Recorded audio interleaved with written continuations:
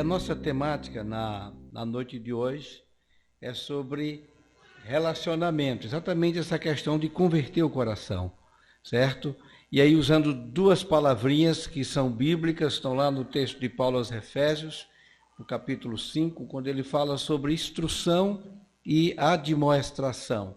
E tomando como base um texto, e aí eu quero convidar os irmãos a abrir as suas Bíblias e permanecer com elas abertas, que é o texto de Deuteronômio, capítulo 5, capítulo 6. Deuteronômio, capítulo 6. Certo? Capítulo 6. E aí a gente começa dizendo, nós vamos introduzir, nós vamos ler o texto no momento oportuno e orar também no momento oportuno. Nós já oramos, nós já cantamos e vamos trabalhar essa temática. Nós olhamos para a família e enxergamos a família como um centro de treinamento. Você pode pensar num centro de treinamento? Podemos pensar, por exemplo, num centro de treinamento militar?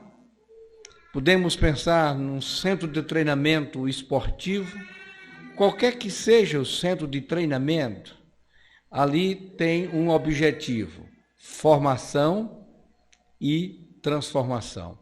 É isso que acontece no centro de treinamento. Para isto, tem instrução, tem admoestação, tem normas. E aí a gente diz que a família se transforma numa escola, uma escola preparatória. E como qualquer escola ou qualquer negócio, existem bons negócios, existem negócios que não são bons, existem boas escolas, existem escolas que não são boas, existem famílias que são boas, mas também existem famílias que deixam a desejar. Todavia, a família tem uma tarefa principal, é de oferecer o senso que eu pertenço a ela. E não tem coisa melhor do que se ter uma família. É dar a cada pessoa uma ideia de valor, a importância pessoal. É no dizer silenciosamente: você é um de nós. O filho precisa entender isso. Você é um de nós. Você faz parte disso. E aí a gente começa a pensar em relacionamento. Primeiro, há relacionamentos saudáveis. Existem famílias incondicionalmente inclusiva. E aí eu tomo como base a família do filho pródigo. Todos nós conhecemos muito bem a história. Aquele moço chega um certo momento, ele tem uma ideia que a vida é dele, que ele pode fazer da vida dele o que bem quer. Mas ele também tem a ideia que os pertences do pai também é dele, e na verdade são, e que ele pode fazer da herança dos pais o que bem quer. E aí ele chega um certo dia para o pai e diz assim: pai, eu preciso da metade dos bens. Aí você nem me explica como é que o pai conseguiu ajeitar aquilo, porque aquele moço não queria sair para a cidade grande, levando uma cabra, levando uma galinha, puxando uma carroça. Não, ele queria levar dinheiro, e ele queria, com dinheiro, ele queria fazer valer o que é que a sua vida pensava. O pai não era obrigado a dividir a herança, porque o pai estava vivo. O pai poderia até pegar aquele moço e entregar para as autoridades e assim: ó, esse filho está me pedindo herança. E segundo ali, a legislação, aquele moço poderia até ser morto. Mas ele é pai. Ele já entendeu, e aquele moço entendeu, e o pai entende, e ele é um de nós. E aí tenha calma, filho, eu vou conseguir vender aqui algumas galinhas, eu vou conseguir vender algumas cabras, eu vou vender aqui umas vacas e vou te dar o dinheiro. E aí faz. E aquele moço pega tudo aquilo, põe num sactel, vai para a cidade. Enquanto tem dinheiro, ele tem meninas, ele tem amigos, ele tem comida, ele tem bebida, ele tem jogos, E aí, dinheiro de onde só se tira, que não se coloca, o que acontece? Se acaba. Acabou.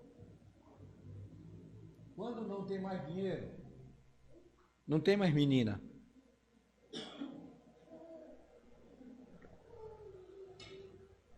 Não tem mais amigos. Não tem mais festa, não tem mais alegria. Não tem mais comida. Tem fome, tem miséria,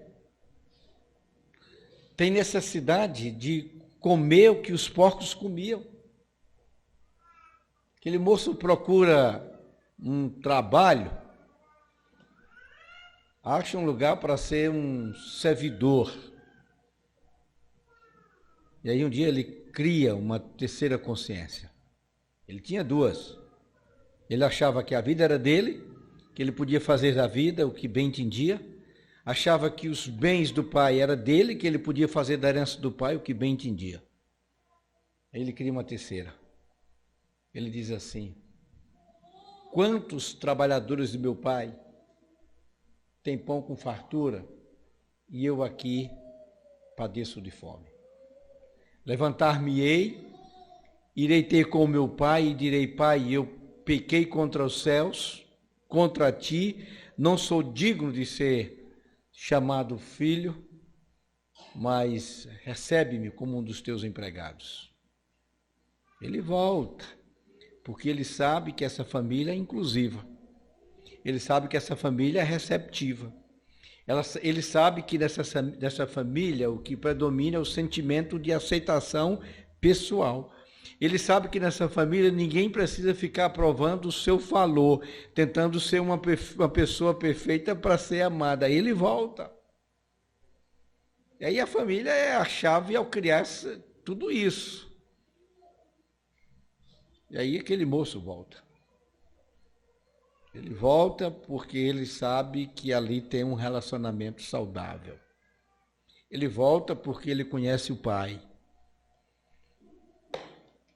E aí, as que você pensa, ele não tinha mãe? Tinha. É porque a Bíblia não deu destaque à mãe. Ele tinha uma mãe e tinha também um irmão. Ele volta. O que é que o pai faz? Mostra que é uma família receptiva. Mostra que é uma família de aceitação. Recebe, faz uma festa. Mas se há relacionamento saudável, há também relacionamento patológico. O que é isso? Somente que são doentios. Eu não sei se você já viu hoje, mas hoje um pai agrediu uma filha na porta de uma escola lá em Garanhuns, isso aí já rodou nas redes sociais, porque chegou na escola, a menina estava conversando com uma pessoa lá. Então, ele agrediu, estou dentro do carro, abriu a porta, agrediu de novo, fechou a porta, foi lá, abriu, agrediu de novo, alguém filmando. Tem sempre alguém filmando. E se não tem ninguém filmando, a Bíblia diz que os olhos do Senhor estão aonde? Todos os lugares, a contemplar os bons e os maus. Deus está vendo. Relacionamento doentio.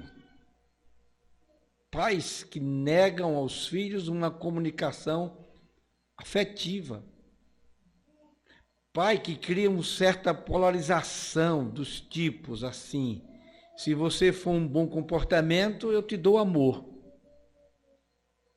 Se você for mal comportado, eu estou frio, estou fora. Isso é doença, gente. Isso é doença. Há pais que não conseguem repreender e educar um filho.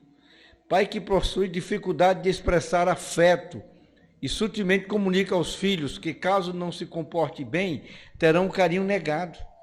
Eles acreditam que mal pedagogias modernas e acham que se derem afeto após um mau comportamento, isso vai levar o menino a continuar a fazer sempre a coisa errada. Não é assim. E aí nós temos muitas famílias doentes nesse sentido. Há muitos pais assim. Só concluindo aquela história. A menina está em casa. E o pai está preso. Alguém viu, alguém denunciou e já prenderam. E aí muitas famílias acabam reproduzindo em casa a frieza e o congelamento emocional de gerações passadas. Gente que diz assim: eu fui tratado assim, eu fui criado assim, eu vou criar assim. O tempo é outro. Alguns de nós aqui fomos, talvez, com certeza, criados numa linha um pouco mais dura, mas o tempo é outro. Há pessoas que estão presas num círculo de dor e se fecham para a troca genuína, desinteressada de afeto. Há pessoas que justificam seu distanciamento por uma história de dor. E você esquece que muitas pessoas afetuosas deram um salto de mudança e não se acomodaram no passado de dor para muletear uma vida com falta de amor.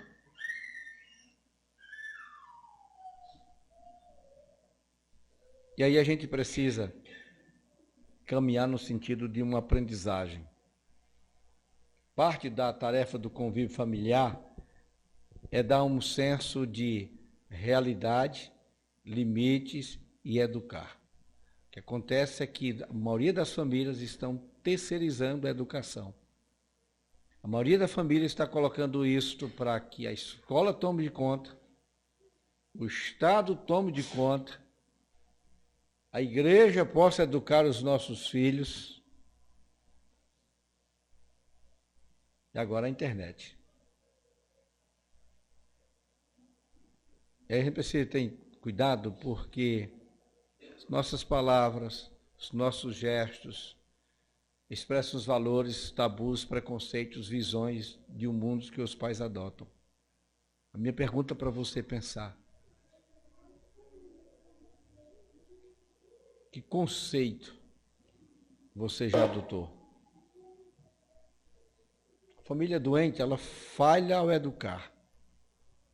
Ela se perde num conjunto de regras sem sentido. Regras que vão se alternando de acordo com o humor. Aí eu não fui bem amado, então eu desconto no menino. Aí eu não me dei bem no meu negócio, aí eu desconto em casa no primeiro que falar. Isso não pode ser assim. A coisa não funciona assim.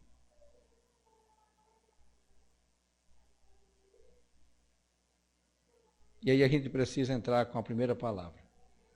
Instrução como atividade educacional. Você está com a sua Bíblia aberta? Em Deuteronômio capítulo 6.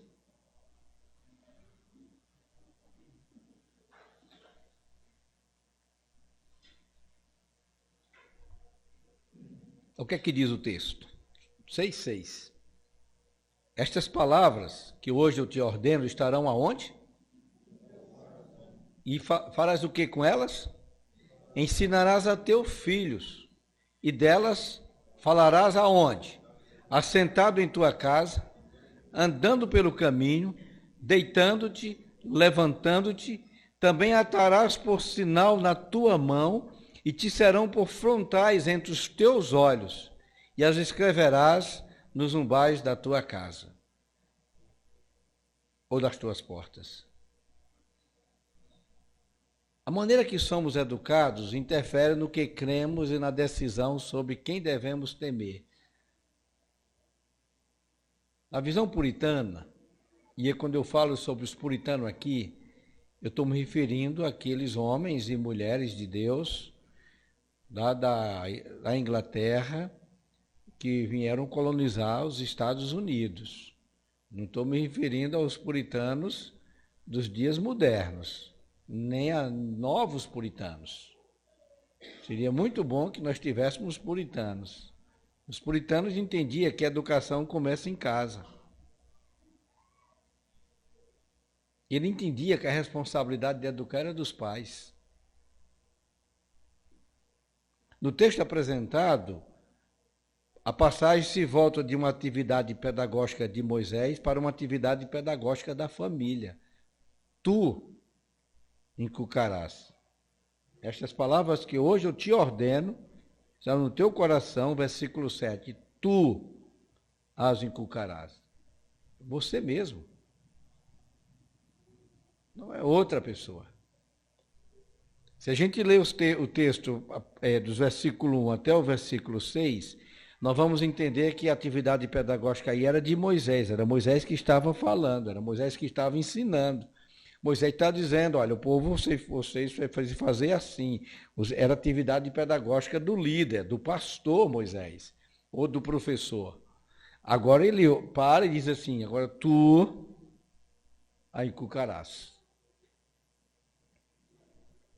A família é o agente de educação, pois exerce influência sobre a vida de uma pessoa desde os primeiros momentos de sua vida. E aí a gente precisa usar todas as oportunidades. Escolha os assuntos para você discutir. Deixa o menino fazer pergunta. Há um videozinho que um senhor vai com seu filho já grande. Eles vão para uma praça. E aí o senhor tem um passarinho e ele olha para o menino, o que é aquilo? Aí o filho responde, é um passarinho. Um bem-te-vi, sei lá qual é o passarinho. Já viram isso? Ele acaba de falar e o velho pergunta assim, o que é aquilo? Aí o filho responde, é um passarinho. O teu para perceber já a mudança no tom da voz? Aí o passarinho está lá de novo. Não bem-te-vi não, é um pardal. Eu lembrei do passarinho. E aí o que é aquilo? É um passarinho. E aí já na quarta ou quinta vez, ele já está chateado porque o pai não deixa ele ler a matéria. Ele já respondeu. Aí ele já responde grosseiramente com o pai. O pai dá para ele uma agenda, um negócio lá, um papel. Aí tem lá, tal dia, eu estive aqui com o meu filho, ele tinha 2 anos, ele me perguntou cerca de 16 vezes o que era aquilo, e eu pacientemente respondi que era um passarinho. Use essa oportunidade, deixe ele fazer perguntas. Responda as perguntas. Instrução. Precisa instruir, é tu que vai instruir. E essa instrução ela também é verbal. O texto diz, versículo 7, ensinarás aos teus filhos e delas falarás aonde? Assentado em tua casa, andando pelo caminho, deitando. É um tipo de instrução que pode acontecer em todas as ocasiões. Os compromissos dos pais puritanos eram a convicção de que Deus é a fonte suprema de toda a verdade. E eles só entendiam que precisava criar os filhos pelo menos para 3 propósitos. Eles precisavam criar os filhos para a glória de Deus, eles queriam criar o filho para que eles pudessem promover o bem-estar para a sociedade, e eles queriam criar os filhos para que eles pudessem servir bem ao próximo. Legal? Eles não precisavam criar filho para ser doutor. O doutor era consequência.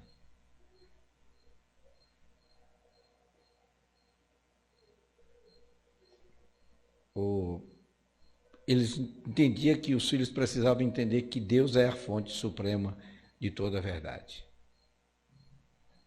Se um dia você visitar a Universidade de Harvard, nos Estados Unidos, certo? Você vai ver uma frase lá na entrada lá de uns salões dele. Aqui, além de todos os ensinos que alguém possa aprender naquela universidade, eles precisavam entender que Jesus Cristo é a vida eterna, que em Jesus Cristo tem a vida eterna. O resto era de passagem. Deus nos oferece oportunidades naturais para o ensino. Quando você está sentado em casa, a hora das refeições, uma hora boa para ensinar. Quando anda pelo caminho, ao dirigir, ao viajar,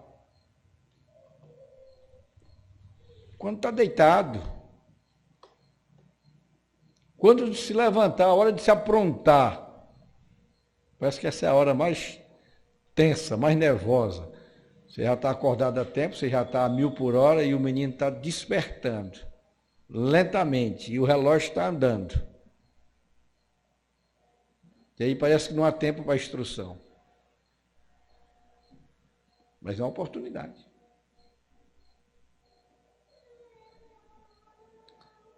A instrução também pode ser verbal e informal. Também atarás por sinal na tua mão, que serão por frontais entre os teus olhos.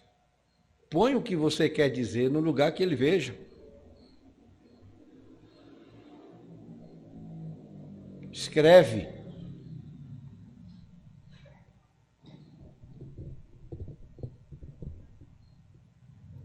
Ensina, pode escrever que ele vai ver. Está lá.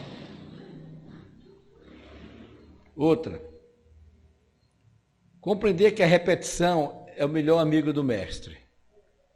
Os pais fornecem modelos de comprometimento antes de pedirem que outros façam. Aí o texto de Provérbios é fundamental. Provérbios 22:6 diz o quê? Vamos lá, todo mundo? Educa a criança no caminho que deve andar e até quando envelhecer não se desviará dele. Nunca leia esse texto pensando na salvação do teu menino, não é isso. O texto não está falando de salvação. O texto está falando de formação. O texto está falando de caráter.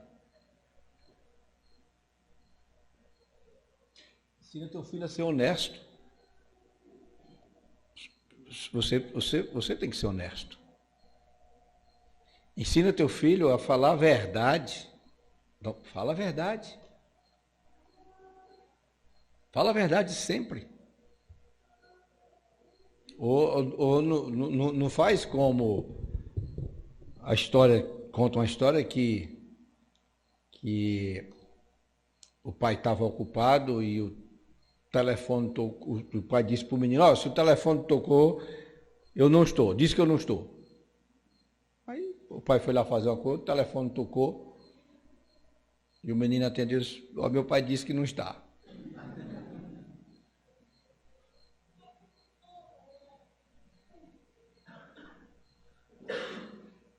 As pessoas vão falar o que estão ouvindo. Essa semana alguém mandou para mim um negócio de uma Câmara de Vereadores de Caucaia, do Ceará. Caucaia, do Ceará, é vizinha Fortaleza. Os vereadores resolveram fazer uma homenagem às mães. Viram essa? Homenagem às mães. E eu acho que aquele vereador dizia todo dia em casa, para que a mãe ouvia, aquele lugar que eu estou, ali é um lugar de covardes, não presta. Na hora que ela pegou o microfone, ela repetiu. É o que os nossos filhos vão fazer. Você sabe a história do pastor que foi fazer uma visita numa casa, e aí o pastor chegou numa casa e o dono da casa tinha um garotinho pequeno, 2 aninhos, 3 aninhos, alguma coisinha, o pastor sentou, e quando sentou, o menino subiu aqui na perna do pastor e mexeu na orelha, mexeu para cá, puxou no cabelo para cá, olhou por aqui, coisa e tal. Aí o pastor se incomodou. O que, meu filho, você está procurando? Eu estou procurando a outra cara, que meu pai disse que tu tem 2. O que nós estamos ensinando?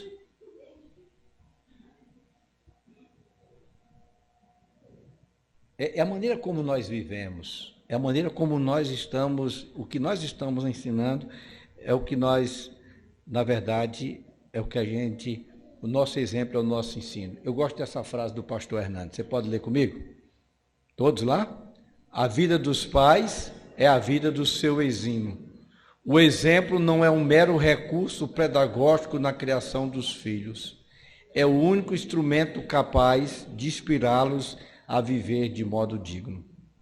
Os pais precisam se envolver na vida dos seus filhos o suficiente para garantir que nenhuma outra influência prevaleça. Ouça, pai, Deus fez da criação dos filhos uma responsabilidade de tempo integral. A gente vinha conversando isso no carro. Eles casam e a gente continua preocupado com eles. A gente se preocupa com eles pequenininhos, eles vão crescendo e a preocupação também. Aí eles casam, a gente agora se preocupa com ele, com a nora, com o genro. Aí chegam os netos, a gente se preocupa com todo mundo. Entrou nessa, não tem como sair. Ser exemplo para os filhos é a maneira mais segura de ensinar e aplicar a verdade de Deus às circunstâncias da vida. O exemplo é você. Ensina a criança no caminho. Nosso português é interessante. Se fosse assim, ensina a criança o caminho, era só chegar e dizer ali, ó, o caminho é esse. Vai para lá. Ou mais ou menos assim a historinha do pai, que todo domingo o pai botava os filhos dentro de um carro, parava na porta da igreja, abria a porta, os filhos desciam e entravam para a escola dominical. E o pai ia para um lugarzinho onde tinha uns amigos jogar dominó. O tempo foi passando e um dia o menino chegou e disse, eu não quero mais ir para a igreja não. Aí o pai disse, por que você não quer ir para a igreja? Se a igreja fosse boa, o senhor iria. Bom é jogar dominó.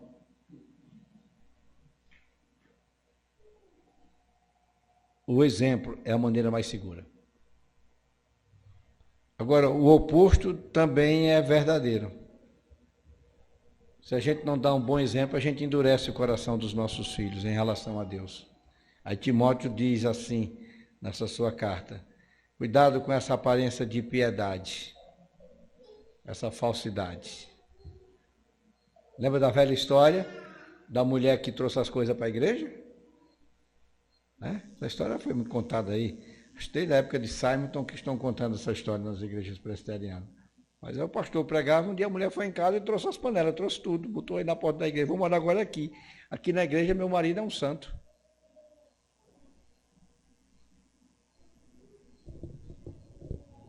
O contrário endurece o coração dos filhos. A gente precisa ter cuidado disso. Porque nós vamos escolher o que nós estamos plantando.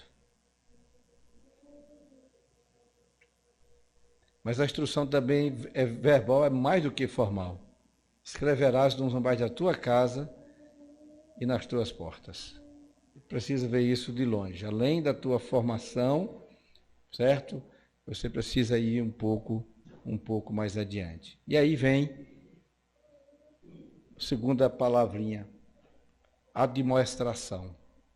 Há dois tipos de admoestação. Ela pode ser negativa ou positiva. Ela é negativa quando o pai cristão deve imitar outro modelo, pois a paternidade é derivada de Deus. E aí o apóstolo diz assim, por causa disso, me ponho de joelho perante o Pai de nosso Senhor Jesus Cristo, do qual toda a família nos céus e na terra toma o nome. Os pais devem cuidar dos filhos da mesma como Deus cuida da sua família. Se a gente não faz isso, essa exortação ela passa a ser negativa. Esse autor aborda 6 atitudes de pais que geram uma exortação negativa. Primeiro, excesso de proteção. A gente precisa proteger, mas a gente não pode exagerar nisso.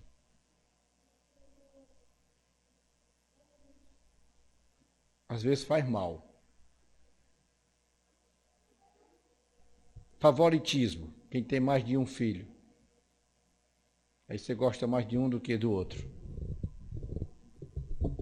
Lembra das histórias de Jacó e Esaú?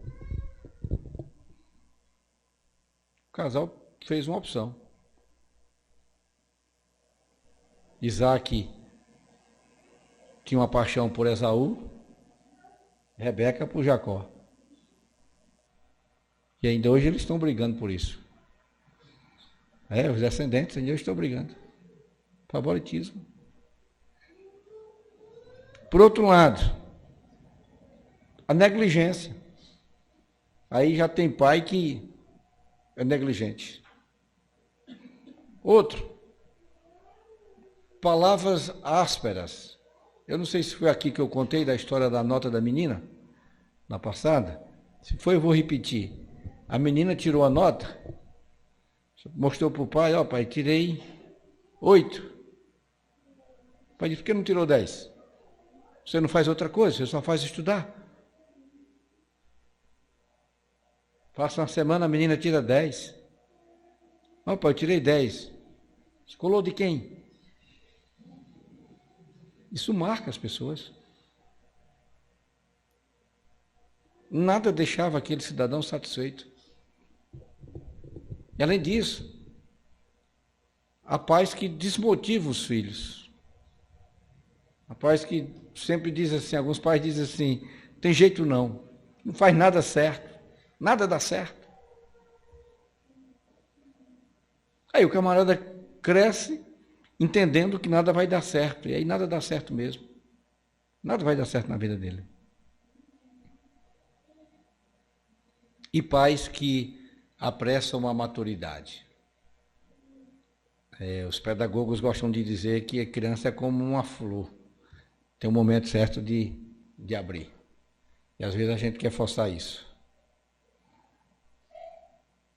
Se forçar não ajuda. Isso é igual a borboletinha lá dentro a lagartinha dentro do casulo. Ela é uma lagarta, ela faz a sua casinha, apertadinha, chega um momento que ela precisa sair. Aí ela consegue sair. Se você for lá e rasgar, você mata. Você tem que deixar ela sair. É o que eu falei da outra vez passada. Os nossos filhos são como flechas. Lembra das flechas? Precisam ser bem polidas para serem lançadas. Se a gente polir a flecha, ajeitar direitinho, a gente vai acertar o alvo. Se a gente joga as flechas antes do tempo, nós não vamos atingir os objetivos. E nenhum pai, bom senso, tem péssimos objetivos para os seus filhos. Quero o melhor para eles. Na verdade, os nossos filhos são melhores do que nós. São mais altos, a maioria deles, são mais bonitos.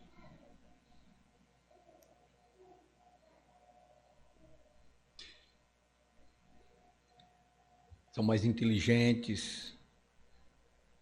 Não é assim que você olha para os seus filhos, não? Então não lança antes do tempo.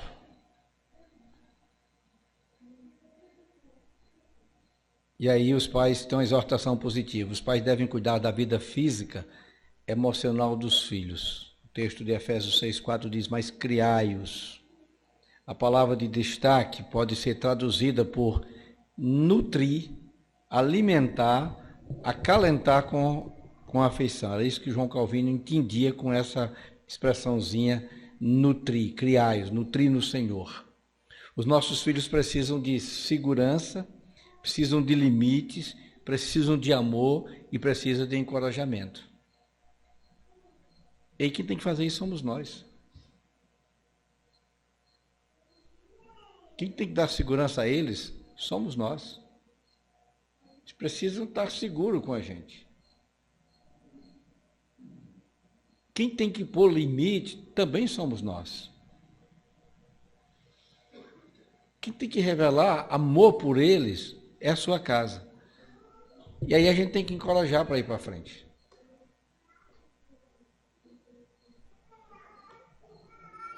E aí essa palavra encorajar, essa atitude da gente do encorajamento, ela é muito complicada para nós pais. Principalmente se a gente tem que, se o filho tem que sair para estudar, se tem que ir para fora, ela é complicada, mas a gente tem que dar força para ir. Os pais precisam treinar os filhos por meio de administração, disciplina e treinamento. A disciplina se dá por meio de regras, normas, castigos e recompensas. Os pais precisam encorajar os filhos através da instrução. A palavra grega é notésia, que pode ser traduzida por educação verbal. Primeiro, conversa com o filho. Educar por meio de palavras, seja o ensino de advertência, seja a disciplina. Se houver apenas advertência, os filhos vão ficar desanimados. Se houver apenas estímulos, os filhos ficam mimados. Precisa ter um equilíbrio. E aí o que a gente tem de menino mimado, nesse mundo de meu Deus, menino que não pode ouvir um não, que o mundo se acaba. A gente precisa dar o equilíbrio. A gente precisa aprender a dar não. Há um estudo sobre os nãos que o pai precisa dar, os nãos que uma criança, que um ser humano precisa ouvir, são 7 para evitar o 8º. O primeiro não é dos pais. E aí eles são novinhos, você precisa dizer não, ele precisa entender o que é não. Certo? Às vezes precisa ser com letra maiúscula mesmo, e precisa até dizer onde é que está o acento. N-A-O-T-I-O, não. Não é não. Se ele entender o não do pai, ele não vai estranhar o não da professora. Mas se o camarada nunca levou um não em casa, na hora que a professora disser um não, o mundo se acaba. E aí a mãe entra uma fera. O filho dela nunca levou um não. Mas ele precisa encarar o não da professora, porque se ele não encarar o não da professora, ele vai ter um não dos colegas.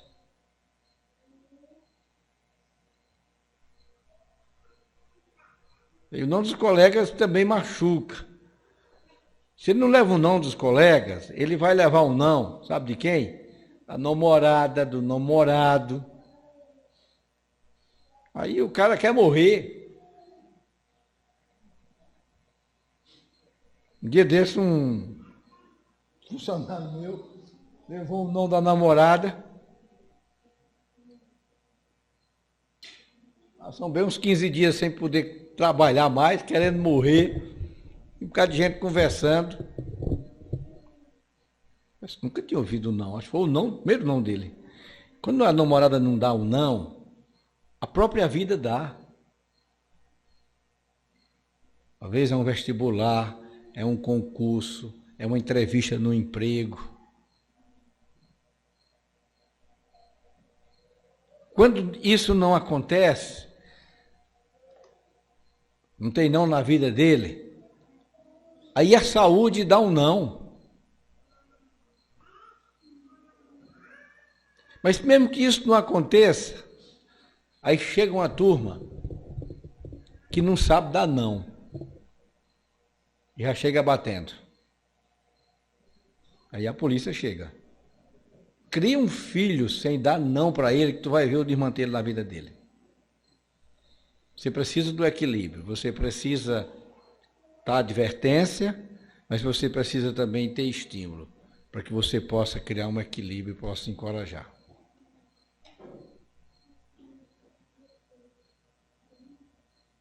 Os filhos precisam desde cedo ser instruídos acerca do que é certo e do que é errado. Isso ajudará as escolhas.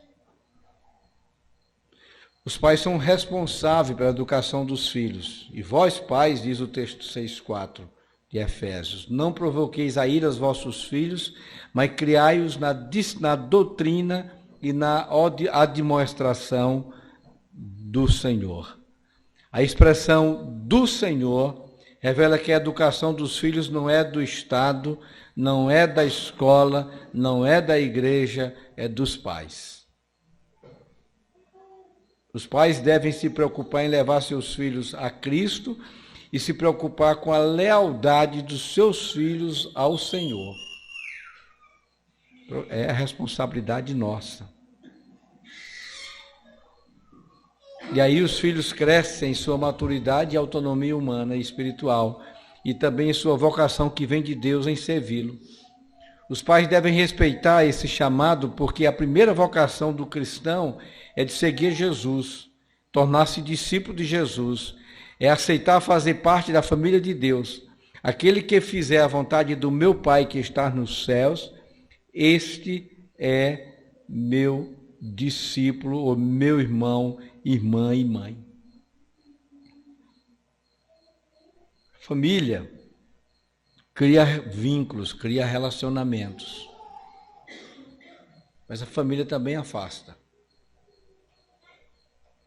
E aí a gente precisa pedir a sabedoria a Deus para que a gente possa fazer isto num equilíbrio para edificação, crescimento e fortalecimento de uma sociedade mais justa e melhor. Quem já passou da oportunidade de dizer não, se você não deu ainda, está na hora de dar. Agora também não vai dar um não simplesmente por dar.